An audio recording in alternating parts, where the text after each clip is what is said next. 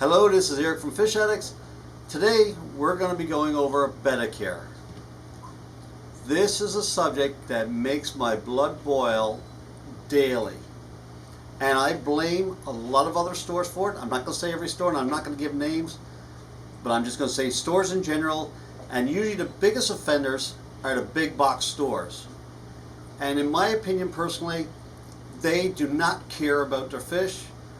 They may argue and get upset. I don't really care, because you know what? It's not in what you do, is in what you say, is in what you're actually doing. I walk into a store and I see you got Bettas in little tiny glass jars and cups. That tells me instantly where you stand on your store. If you come into my store, you will see that all my Bettas are housed in a 10-gallon tank each. Now, we're going to get the people are going to say, and they're going to argue it, Bettas in the wild, they're found in little footprints of mud puddles. They live in there, they're quite happily. I don't know about the happily part about that. They're in there because they're going through a dry period and they don't really have any choice in the matter. In the aquarium trade, we as human beings should know better how to treat these animals. To me, a fish is no different than a cat or a dog. If you're going to take on that animal, I believe you should be required to fulfill its needs in every way. The Betta tank should have a heater. All Bettas don't need heaters. Listen, think about this, for example, where they come from even in the wild. There are tropical fish found in very hot climates. Now, the temperature in that country could be 90 degrees, and they're found at a time of they're in the puddle of 1 inch of water. How warm do you think that water actually is? But now you think it's good to keep them at 70 degrees. They're not meant to be in 70 degrees. They're meant to be tropical fish. They do require a heater. And I know we're going to get backlash on it, and I don't really care. This is my opinion. I'm putting the fish first, not you trying to save $20 on a bloody heater. It's ridiculous. Filters. Yes, they need filters too.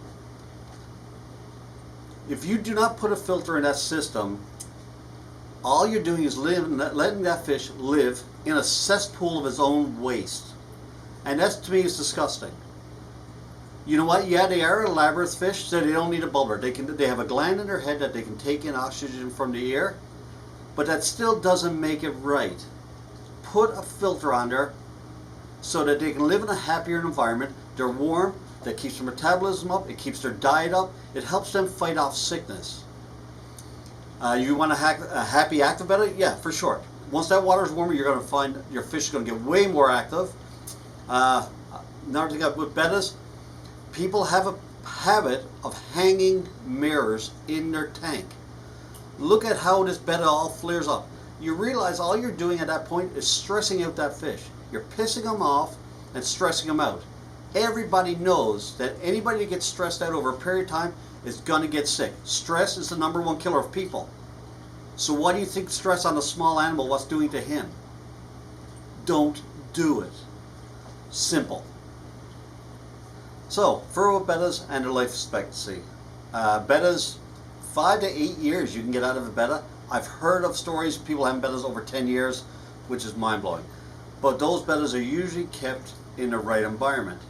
Now, when I talk to a customer and I'm explaining about the heater and the filter and what they need to have a long, successful life, I get the feedback all the time, oh, well, I had a Betta for 2 years and I just kept him in a little bowl and I changed his water out every day. I'm sorry, but do you consider that successful? You had a Betta for 2 years. That's approximately 25% of its life. I don't consider that really successful.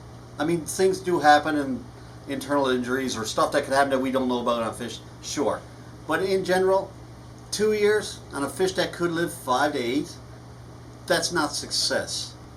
Okay, so as I talked about for tank space for Betta, my personal opinion, and this is just my personal opinion, 4 to 5 gallons minimal. Heater, filter, aquarium light doesn't really mean so much unless you got live plants, also you have to have it. Ideally, you should try to keep your Betta tank covered. They are jumpers. So last thing you want to do is give your cat a little treat on the floor when he walks by.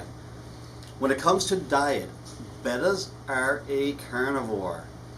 How many people I have come in that are feeding them veggie flakes or pellets? It's a carnivore fish. It needs high protein diet. We feed a lot of our bettas here Northfin brand Betta food, which is probably, for my opinion, is probably one of the best brands on the market.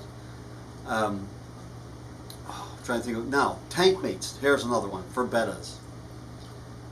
I don't recommend keeping tank mates with bettas. Besides a bottom feeder like a Cory or maybe a Coolie Loach or something like that, those seem to work out pretty good. Any other fish that you add with a betta, you're rolling the dice on issues. You have a 33% chance that this is going to work out. You got a 33% chance that the betta is going to become aggressive and he's going to go after your fish, especially guppies with a big fancy tail. You've got a 33% chance that you're going to wake up in your morning and your betta just got a haircut overnight.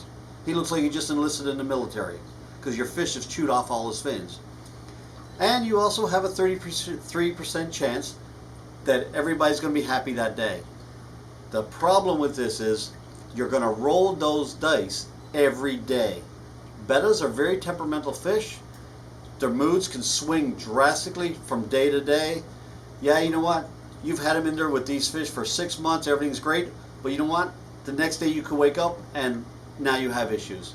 So I recommend keeping bettas by themselves or with a bottom feeder, so if there's any food that they happen to miss, it gets cleaned up.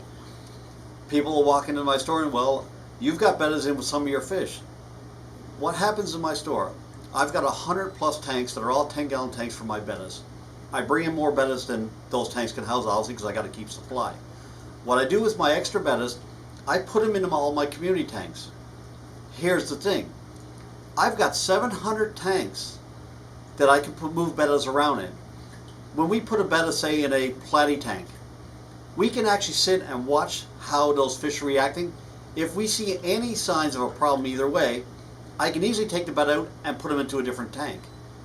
Do you have that luxury at your house? If you do, great. Most people don't. They only have a single tank. And then we get the phone call, oh, my betta's this, he's got his fins are all tore off, what can I do? Or these fish, can I trade these in? It's just an issue. Avoid the issue. Get a nice little tank for your betta. Keep him by himself, maybe with a bottom feeder or two. Shrimp is another one. Shrimp don't usually bother the betta, but sometimes the betta will make work of your shrimp, especially if they're having babies. So I think I've pretty much covered everything on bettas in my own personal opinion, and I'm talking from my heart. That's why you can probably feel a little bit of anxiety in my voice and anger, because bettas, in my opinion, are the most abused fish out there in the hobby. Apart from goldfish, they're probably the top two, and I want to see it stopped because it makes me sick. And then you wonder why you get so many outcries from these animal activists, right, over the way these fish are kept. I can't blame them. You're only giving them ammunition against hobby. This is all I got to say for today. I need a coffee. You have a great day, and I'll see you tomorrow.